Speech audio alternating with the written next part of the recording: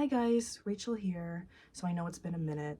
I think it's been a month since my last video. I know in the last one I had promised I would be back soon, but I've been very sick. I think I'm better now. However, I'm suffering from this extreme dryness in my throat, so if I'm talking softly, that's why, and I hope you can hear me and that I can get through this without any coughing fits, because I would really prefer not to edit.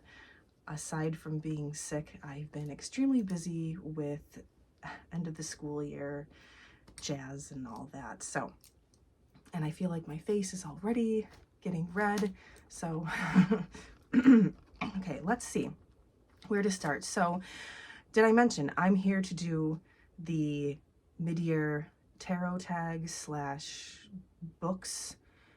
I had just watched Nicole's video over at Cottage Witch, and she did a hybrid of the two tags, so I thought I would do the same. And let's just try and get right into it and make it as quick as possible. So the deck that I've used the most so far in 2025 is going to be the Thoth, and in this case it's one of my 1983 greenies.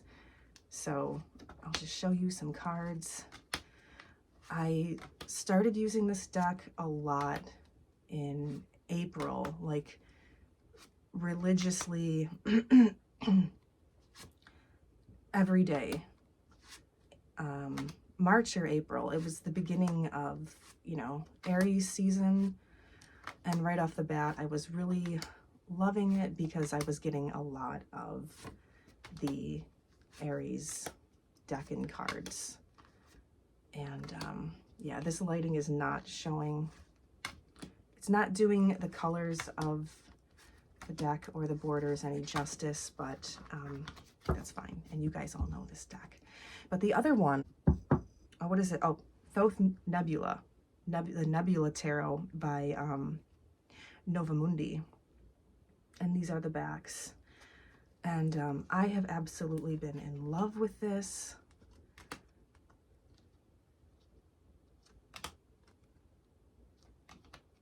All of my readings have been so on point. And I love the little size and the glossiness. And look at that Three of Wands. What fun colors. Like, it's so hot. I wouldn't have thought that this blue for the Three of Wands could be so electric, but it is. Gorgeous. One of my favorite decks. I have been using it, yeah, like almost every day since the beginning of April. Okay, love it so much. And then for the books, the best book that I've read this year, that's very tricky. I might have to go with Iris Murdoch, The Sea. This book was just amazing. So it's this, I'll just speak of it briefly. It's this retired theater director. He goes to live in this like cottage by the sea, and he's just hoping for solitude and some peace, but all of these ghosts, like these women from his past, continuously show up, including who he thought of as the love of his life. Sorry that I'm all tongue-tied. That's part of the fun of being sick and recovering from it. So the love of his life lives in the same town, as it turns out, and he observes from his perspective an abusive marriage, and so he thinks it's his job to save her from that. But you can see, not from his POV, because it's all from his POV. However, if you're worldly enough and intelligent enough, you will see that his tactics are all wrong. Like, it's all complete manipulation. And it's just so much more than that. It's hard to explain. Iris Murdoch was a philosopher. She was actually a philosophy teacher before she began writing novels. And all of her works are jam-packed with it. And it's just, it becomes very repetitive. And so I can see why it might become dull for some readers. But if you stick with it, it's so hard to explain. It really works alongside the backdrop of the sea for the setting, this repetitiveness, making the same mistakes over and over and over again until, well, I'm not going to give anything away, but oh my gosh, it's funny, it's brilliant and beautiful, and I love it. So that might be my favorite book of the year. All right, a new deck that came into my collection, the Hexen. So I'll just show you a few cards. These are the backs. I've been curious about this for a long time, and it came back into print. It's quite a nice production, I would say. And I don't know when I'll get around to using it, but this is one of the decks that came into my collection.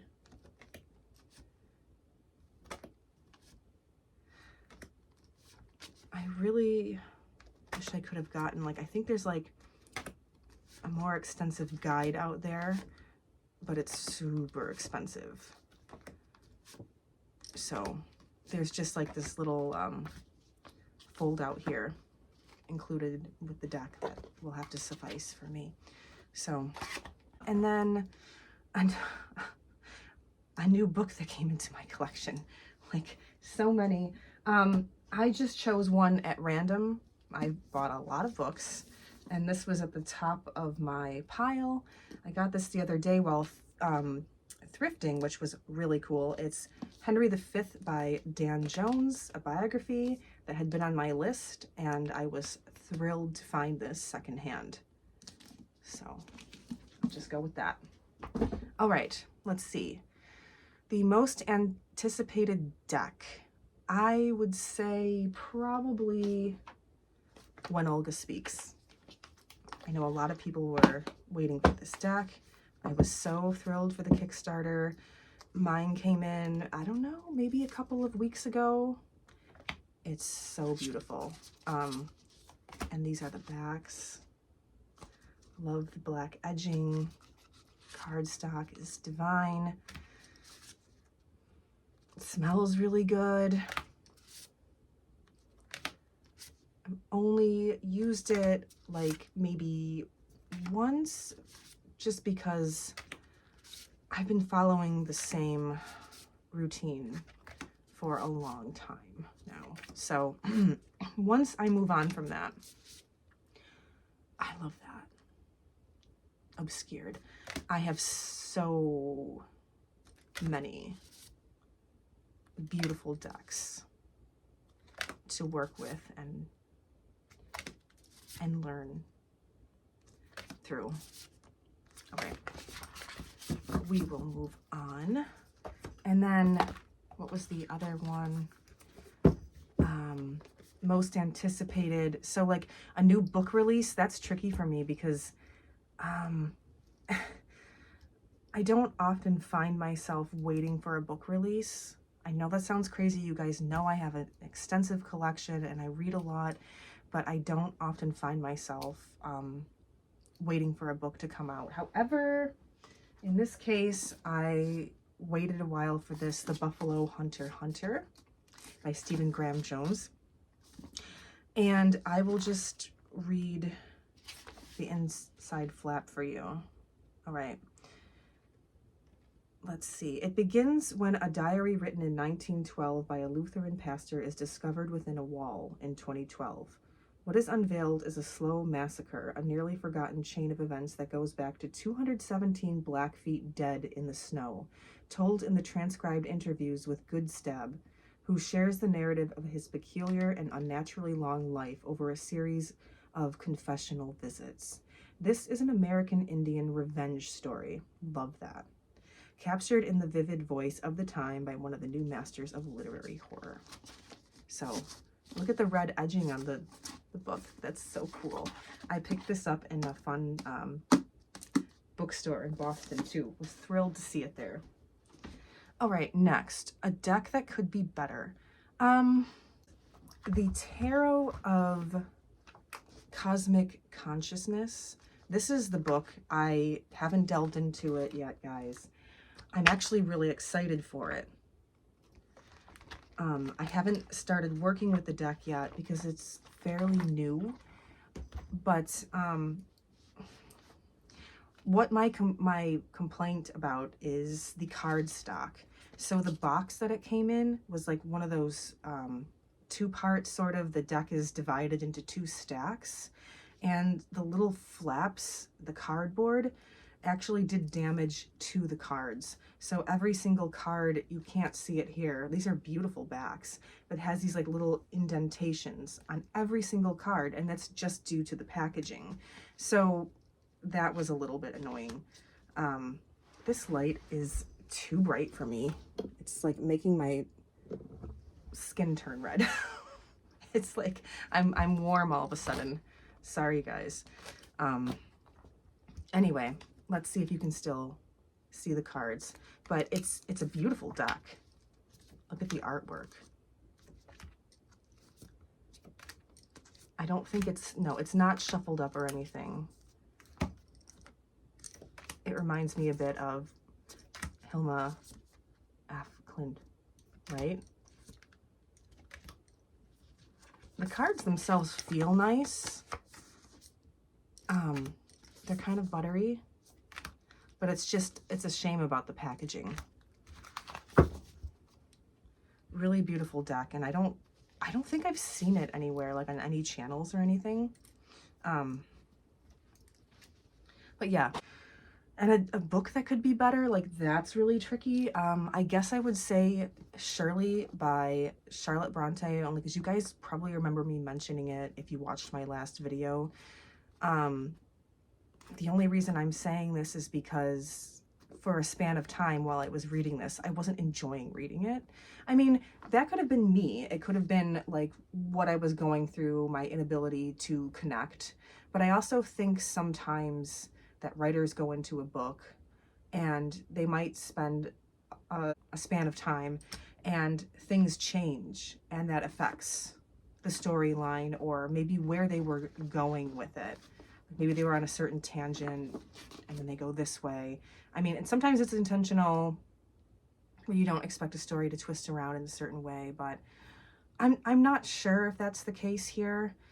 I really love the relationship between the women in the book, and I can really resonate a lot with some of the social anxieties and just the discussions that the women had in these parlors that's written about. Like, they discussed candidly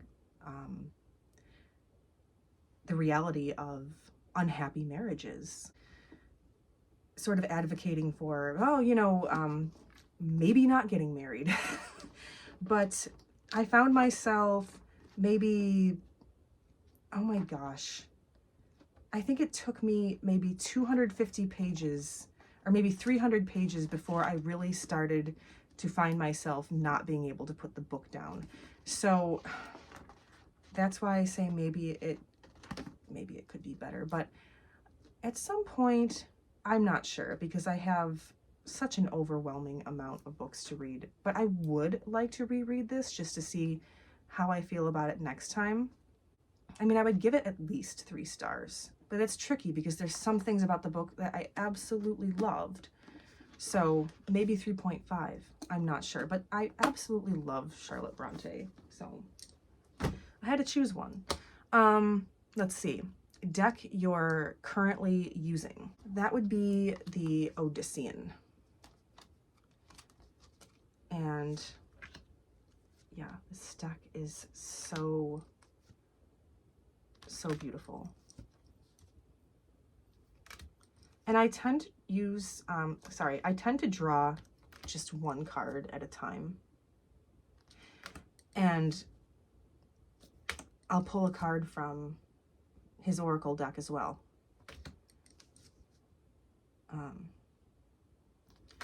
Also beautiful. I wanted to get this deck for my daughter as a Christmas gift because she, you know, she loves the Greeks and she refers to herself as a Hellenist. She has all sorts of statues in her room. She actually asked me one day, we were having chicken, and she's like, can we throw some of the chicken in the fireplace as an offering to the gods? I was like, no, you don't want to do that in the fireplace. But anyway, I wanted to get it for her, but I showed her the deck, and I don't know if she wasn't paying attention, but I don't know. I'm sure at some point she'll be like, I think I need this deck. I did get her the Oracle, though. The Delian Oracle. I got her that. Everything about that, the packaging and everything is just gorgeous. And then book I'm currently reading. Okay. I'm reading the complete works of Michel de Montaigne, and they're such a joy. So he was known as the first essay writer. And right now I'm reading an essay on the imagination, the powers of the imagination. And it's fun. And what's so funny about it is we're talking about the powers of the imagination. And right now he's talking about farts. I told my boyfriend about it because, yeah, if you know him, you know. And he was so impressed. So I'm reading that. It's not the only thing I'm reading. I am reading this little collected poems of Robert Graves. Love Robert Graves. I'm fascinated with him. And I'm also reading Claudius the God by Robert Graves. I read I, Claudius like a couple of years ago, and I thought I was going to read Claudius the God right after, and I got distracted. And the Greek Magical Papyri. This I've been reading for quite a while. And I mean, I don't read it every day. I mean, it's, you know, it's home. But yeah, there's that. I'm also still technically reading Mad Women in the Attic. I had paused on that to read Shirley. Now I have finished reading Shirley, but I haven't picked it up again just yet because I'm reading so many things. Another thing that I'm currently reading is the Tarot Mysticism, which is brilliant. All right, I think that's it for that. What do we have next? Biggest surprise. I think I'm gonna go with the Gustave Doré Tarot. Now this is a deck that had been on my list for quite a while, and I finally picked this up when I was in Salem. Well, I'm there all the time, so I'm trying to remember which visit it was. It was probably like 3-4 months ago. These are the backs, and I remembered that the cashier was telling me, she's like, this is a beautiful deck. She's like, I have this deck, and it's probably the most beautiful deck that I own. And when I brought it home, I mean, I'd seen it, and I was familiar with his art. But yeah, actually, I was actually surprised. It's just one of those decks that you want for a while and you don't buy it because it's not going anywhere. It's mass market. And you're not sure if you need it. And then you open it up and you're like, this is gorgeous. There was another one like that. The Dulac Tarot was like that. I waited a while before I got that. Same thing. I couldn't believe how beautiful it was. I'm sure there's some other decks that surprised me, but I'm going to go with this one. Okay, moving on. And then a book that surprised me. I don't know. I mean, that's tricky. I guess I'll go with The Golden Gate by Vikram Seth. And see all this here? This is one of the reasons it surprised me. Okay, this is kind of funny. This is coffee. And I did this. So in my bedroom, I have a bunch of decks and books on my nightstand. But on the floor alongside my bed. Like, there's space for me to get out of my bed and stuff. I have a bunch of books, and it gets bigger and bigger and bigger, and then I'll clean it up, and then it accumulates again. And it's decks and books, and it's nuts. My boyfriend refers to it as my cesspool library. And I'm like, you don't even, just stay over on your side of the bed. You don't belong over here. And I'm always very careful, but I love drinking coffee in bed in the morning. And it finally happened one day. I was sick and I was out of it, and I was trying to take a nap, and I knocked my coffee off the nightstand, but I didn't realize I did it. I thought it was my water bottle. So I like reached down on the floor and I felt for my water bottle, and I'm like, okay, the lid's on, everything's good.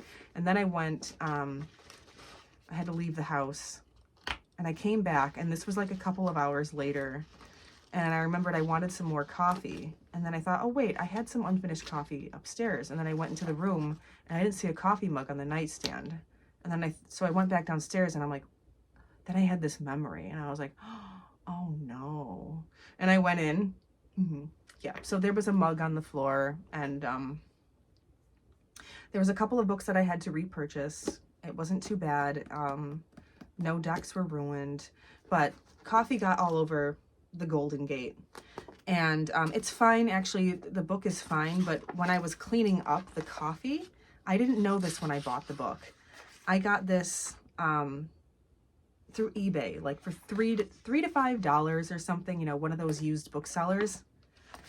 It's signed by Vikram Seth. It's signed by him. It says, for Emily, hope to meet you when I'm next in New York City. And it's definitely his signature, because I looked it up. And he's a well-respected author, if you don't know him. I was like, wow, okay, that's cool. And now it's christened with coffee. Anyway, the Golden Gate is, it's a story in verse. And what's interesting about it, I don't remember how I discovered this. It takes place in San Francisco, like in the 90s maybe. And it's a bunch of like yuppies, I guess, right? And I'm not even going to really tell you what it's about, but it's just a group of people that know one another, and their relationships and breakups and stuff, and how friendships come together and fall apart. But it's actually copied, like, I think in rhyme and meter. It's a copy of Pushkin's Eugene Onegin. And I don't remember how I came across that. I think it was because I had read Eugene Onegin like 3 different times, a couple of different translations. I read Nabokov's 900-page tome of notes. I don't even know why I did that. I don't even really remember what I read. But somewhere in my research of the poem, because I don't speak Russian, and everybody that loves the poem wishes that they could, and they talk about the best translation, somebody mentioned this. So that's cool. And yeah, it was surprising because, well, the signature, but also, I don't know, the story itself touched me more than I thought that it would, because I didn't really think I cared too much for the characters at first. But there's so many books that I read where you're not really supposed to fall in love with the characters. It's not the point of it.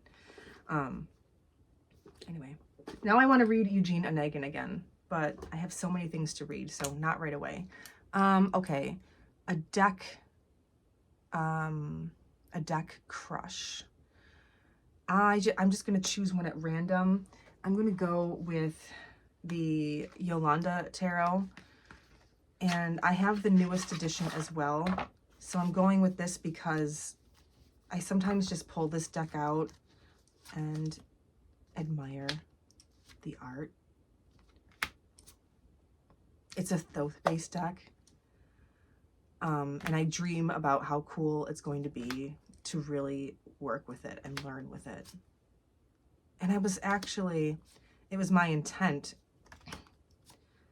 to do that. Look at this. But I was so busy. Like, my sister was here for a month, as you guys probably know. And then my boyfriend's daughter came for a couple of weeks, and then I had my period, which you guys know is very difficult for me. And then I got sick. I think I had COVID, and then I had some IBS. And so it's all I can do to just do one simple reading a day and journal about it. I had all these grand plans to do like at least 3 readings a day, but it hasn't happened. I mean, I've been using the Odyssean. I've been using a couple of other decks here and there, but most days all I have time for is just like 1 reading, and that's fine. But things are changing, and now the school year is wrapping up. My daughter had her dance recital yesterday. That was great, but also a big stressor out of the way. She has graduation on Tuesday, graduating from middle school, and then that's it for a while. And hopefully I'll have more time for more videos too. And then best book reread. Well, I'm gonna go with Dracula because I reread this. I'm not gonna talk about it much because you guys, I mean, I talked about it enough and I made a whole video on it. But this was my best reread this year, especially this Leonard Wolf annotated version. It's gorgeous. I'm not going to open it up again. You guys have seen me gush about it, but this was the best reread.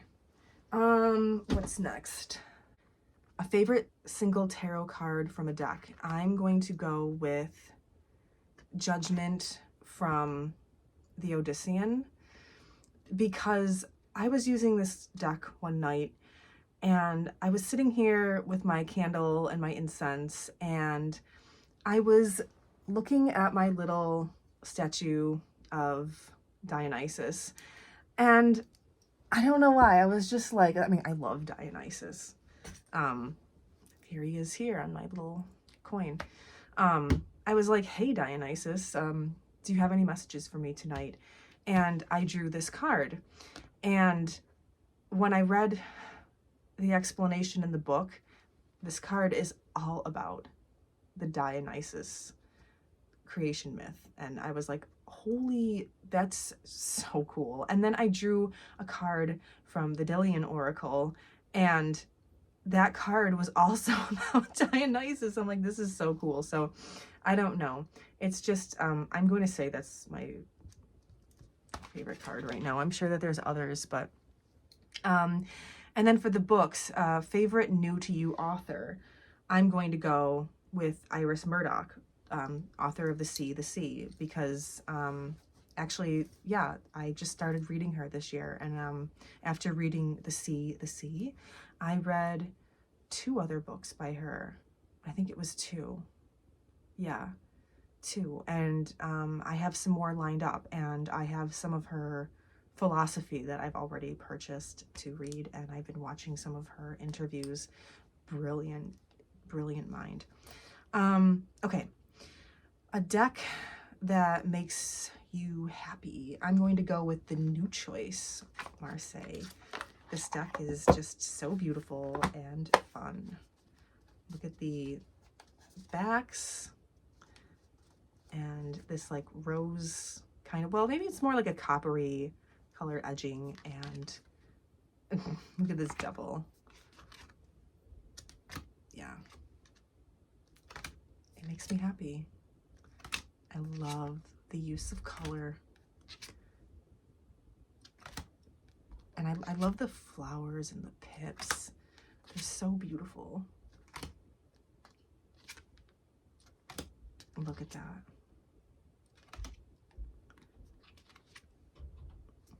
Beautiful. I think my cat might be trying to get in. I thought I heard him like pounding on the door. And then what do we have? I'm sorry, I keep like losing my place. Oh, a book that makes me happy. This was tricky too. I would say Dracula, because that's true, but I was trying not to have a lot of repeats. So I went with A Severed Head because I don't know. I'm going to read the back for you because this is it's not a cheerful book, but Martin Lynch Gibbon believes he can possess both a beautiful wife and a delightful lover. But when his wife, Antonia, suddenly leaves him for her psychoanalyst, Martin is plunged into an intensive emotional re-education. He attempts to behave beautifully and sensibly. Then he meets a woman whose demonic splendor at first repels him and later arouses a consuming and monstrous passion. As his Medusa informs him, this is nothing to do with happiness. And somebody here says this is a comedy with that touch of ferocity about it, which makes for excitement. So yeah, I can see why this made me smile. The characters are not very likable. It's very psychological, but I grasped the humor in it. I definitely did. And even though the character might be a bit despicable and just maybe a little dense and egotistical, you still find yourself like wanting them to find happiness. Does that make sense? So I don't know. I found it delightful, and it reminded me a little bit of Nabokov. I mean, even the title of it, A Severed Head, just sounds like a Nabokov novel. So again, Iris Murdoch, loved it. All right, next, a great guidebook. Well, you guys have heard me go on about this. I reread the Vampire Tarot guidebook by Robert M. Place as I was using the Vampire Tarot a ton. I used that a lot this year for Gothlit November and then for February Reading Challenge. This is a wonderful guidebook, and I've already gone on about it. But one that I'm currently reading, so I'm going to mention it because I'm not really reading a lot of guidebooks, is the guidebook to the Aquaria Magician's deck. It's beautiful. I'll read, I'm taking it very slowly. I'll read 1 or 2 cards a night in bed and just let the meanings sink in. And it's a beautiful deck, and it's one that I haven't worked with too much because I just wanted to slowly work to the guidebook first. And I'll probably get through this very soon and then start doing more readings with it. And also, I've been so insanely busy. All right. Let's see. What deck do you want by the end of the year or are still waiting on? Okay, so I'm waiting on the 5th edition of the Stunning Tarot. I'm really excited about it because I know that she at one point had apologized and said that because of the tariffs, she wasn't going to be able to ship to the United States, and I was so bummed. And then a few days later, she was like, actually, I found out I can. So I'm expecting that to, she's expecting to be able to start shipping, I think, this month. So we'll see. Really, really looking forward to the Stunning Tarot. It looks gorgeous, the new coloring. And a book that I'm waiting on, well, I pre-ordered a very fancy edition of a Scarlet imprint book. Really excited. Now, which deck hasn't been used yet or barely? Okay, I'll go with the first Occult Tarot by Robert M. Place. This is beautiful. This is another one that I thought that I was going to start working with right away and just got so busy. But you guys probably know I love Robert M. Place. So, and this almost fell into the most surprising deck category for me because, I don't know, it was just another one of those decks that when I pulled out of the box and like saw the images firsthand, they were just, I don't know, even lovelier. They were even lovelier than I expected them to be.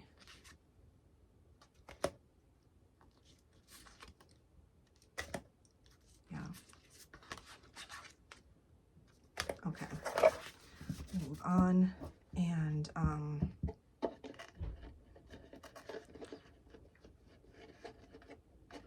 And then, I don't know, did I choose a book for this?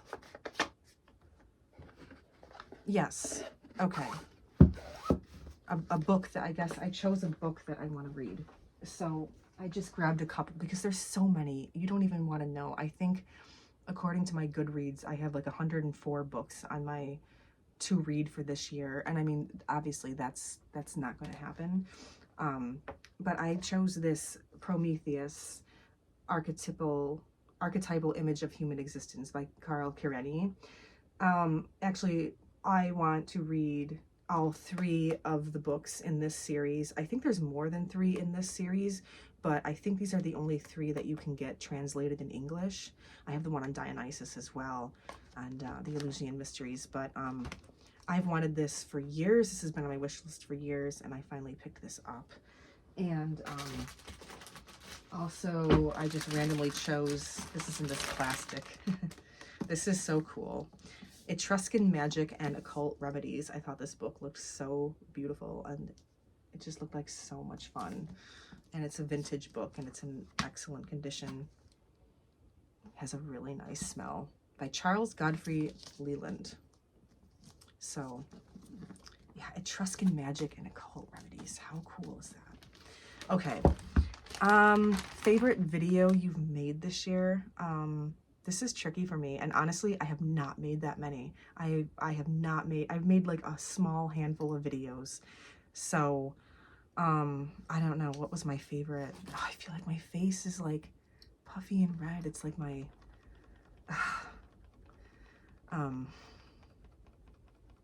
it's my cold. I don't know, like I enjoyed making that Beethoven video because it was so impromptu and inspired. Maybe what I liked about it was just the experience of the Boston Symphony and the effect the music had on me. And I also had fun with my February video, my Dracula video. I don't know, those are the 2 I can think of. I can't even remember what other videos I've made, but I guess I would say one of those. And then finally, pull a card for the next 6 months, or pick a card that you want, pick a card whose energy you want to bring into the next 6 months. Oh, that's easy. I will pick this card here from my reading from today. It's the Ace of Wands. Need I say more? What more could you want? Because there's a lot of stuff that I want to do. And I hope to have the energy to do it and the willpower. All right, so I think that will about do it. So if you're still here, thanks for watching. Take care. Bye.